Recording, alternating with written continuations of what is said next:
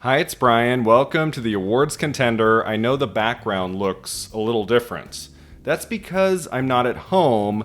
I'm at the Toronto Film Festival for the very first time. I just arrived a few short hours ago, and I have to tell you guys about The Brutalist. I just saw The Brutalist at a press and industry screening. I was really excited for this one. I had been hearing great things out of the Venice Film Festival. I was a little intimidated by that 3.5 hour running time. This movie is long, y'all. But I don't know, I just got a sense going into this one that it was going to be something special, and it is. The Brutalist is going to go down as one of the defining films of 2024. It is something else. This is a colossal cinema achievement we rarely see these days. Like, I was watching this movie thinking, how did this get made? How did this happen? It's wide in scope, but also very intimate. You really get a firm sense of these people's lives from beginning to end. And by the second half, which I found to be even richer in ways than the first, which I also loved, I was like, wow, this is quite something. And I do think it's going to be a significant Oscar player, as I'll talk about at the end of the video. Now, this is going to be a spoiler-free review. I'm not giving away any plot points of this film. I wouldn't dare speak of what happens in The Brutalist in that crazy, often crazy second half. There are things that happen in the last hour. I was like, that's where this is going? Okay. Like, interesting. I never really knew what director Brady Corbett had up his sleeve for The Brutalist. Like, this is a director I really only know Vox Lux, starring Natalie Portman. I saw that film a few years ago, very much enjoyed it. Brady Corbett has also been an actor in a lot of things, including Funny Games. But based on Vox Lux, I would not have expected a film from him like The Brutalist. This is grand, epic filmmaking that does remind you of Paul Thomas Anderson, There Will Be Blood, The Master. It has elements, I would say, of The Godfather and Godfather Part 2. A lot of the themes this movie is playing with. Its cinematography, its editing, its score. Like, you feel like you're in very good hands watching this movie. Even though the plot does go to some places in the second half I wasn't expecting, I knew I was in the hands of a filmmaker just swinging for the fences. And that's really exciting to watch, especially when it's as effective a movie as The Brutalist. Adrien Brody plays the lead character Laszlo, who flees post-war Europe in 1947. The Brutalist takes place roughly over a few decades. That's all I'll say, really. But over 3.5 hours, we get to see this character, a visionary architect. Like somebody whose role in life was always meant to be an architect. He's so gifted. We get to see him evolve over many years. You get to see him at his best. You get to see him often at his worst. And it's such a complicated, flawed character. I was so thrilled to see Adrien Brody be this good in a movie again. Of course, he won the Oscar a couple decades ago or so for The Pianist, and he's been doing good work throughout the years. He's had some wonderful performances in Wes Anderson movies, and I catch him in a film here and there. But oh my god, this is like a rediscovery of Adrien Brody and all of his gifts and what he is able to do with the right character in the right project. Because I was like, oh my frickin' god, this is a performance. This is a Best Actor Oscar nomination for sure, and he might even have a chance to win. Like, he is all over this movie. There's maybe like 5 or 6 scenes he's not in, but basically the entire narrative revolves around him. And as I said, the evolution of this character, the growth, what he goes through, all his trials and tribulations, it's so fascinating to see play out. And he is so perfectly cast in this. I think this is one of the great performances of the year, but that doesn't stop with Adrien Brody. I have always been a huge fan of Guy Pearce, going back to LA Confidential and Memento. He still has never received an Oscar nomination, but I think it's going to happen for him in Best Supporting Actor for The Brutalist. He plays a man who hires Laszlo for an architecture job, and their relationship, how that plays out, is interesting and surprising. And he has some banger moments in this, like sometimes where he goes off on his workers. We see that he has an extremely dark side, and he is also a character you might think you know in his early scenes, but trust me, you won't. Guy Pearce has always been a fantastic actor, and this is one of his best roles. Get ready for his performance. And then Felicity Jones is also fantastic in this. She plays Laszlo's wife, and I can't really say anything about her character. I don't want to give away spoilers, right?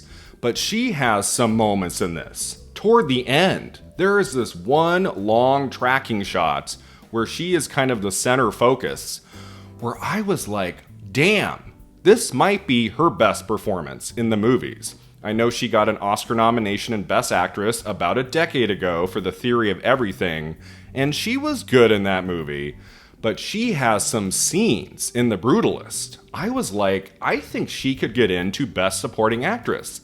I thought her performance in The Brutalist is more effective than some people who got into Best Supporting Actress last time. So yeah, I mean, this movie could get 3 acting Oscar nominations. And then on a technical level, this movie is sheer genius. Like the cinematography, the editing, the score. Get ready for the score in The Brutalist. The costume design, the production design, the craft on display in this movie is some of the best work I have seen in a long time. Like, there are some shots in this thing that took my breath away. There were some really creative choices at times in the editing. What director Brady Corbett doesn't want you to see is at times as interesting as what he does show us. And again, that score, holy cow. There were at least 3 scenes where I was kind of vibing with the score the same way I was vibing with the score in Challengers. Like, not to say there's much similarity between those 2 movies. They are very, very different. But I have loved those 2 scores this year. The score in The Brutalist is really interesting and not what you might expect. Be prepared, the film is very dark at times in its subject matter, in its themes. It has some graphic sexual content. This is not the easiest movie in the world to watch, at least that might be the case for some. There is an incident in the second half, again, you won't see coming, that I was like, oh, okay, that's happening.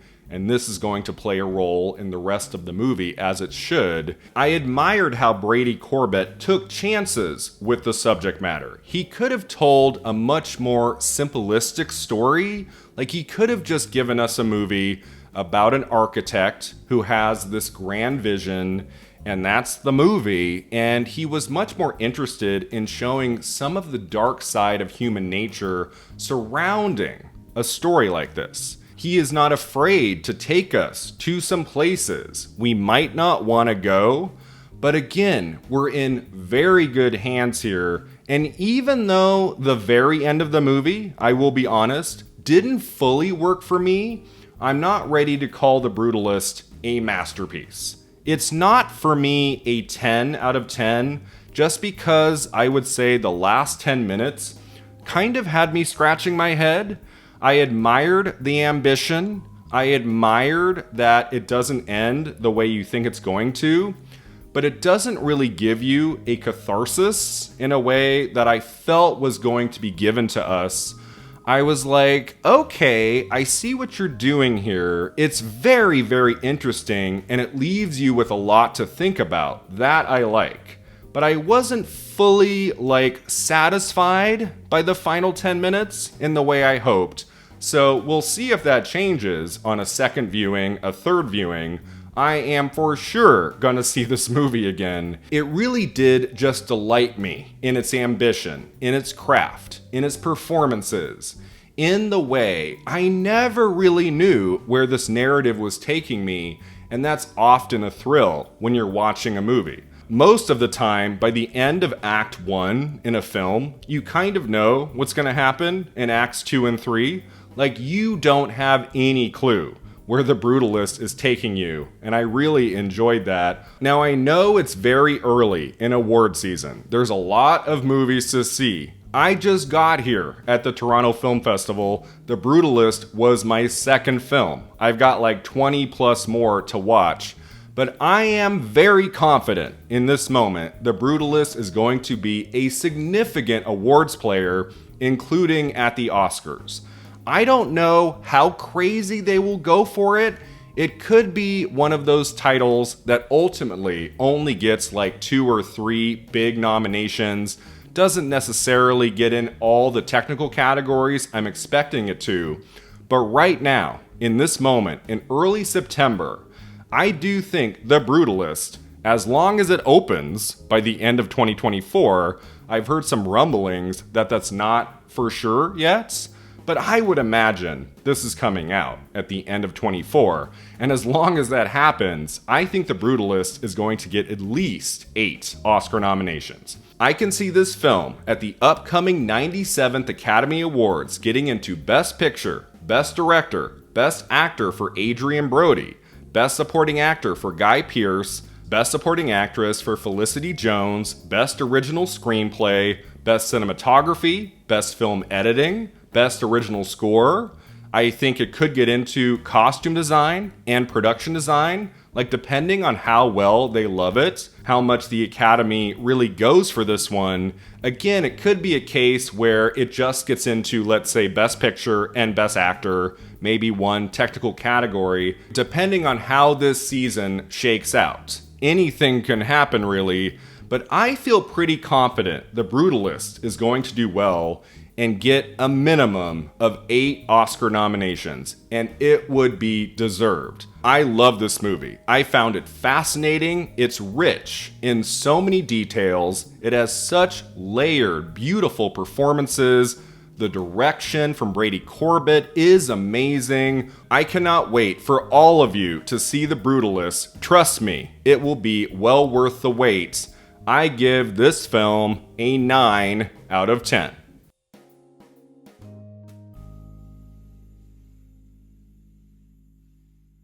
Thanks so much for watching and subscribing, and I will be back soon with many more reviews out of the Toronto Film Festival. We'll see you next time at the Awards Contender.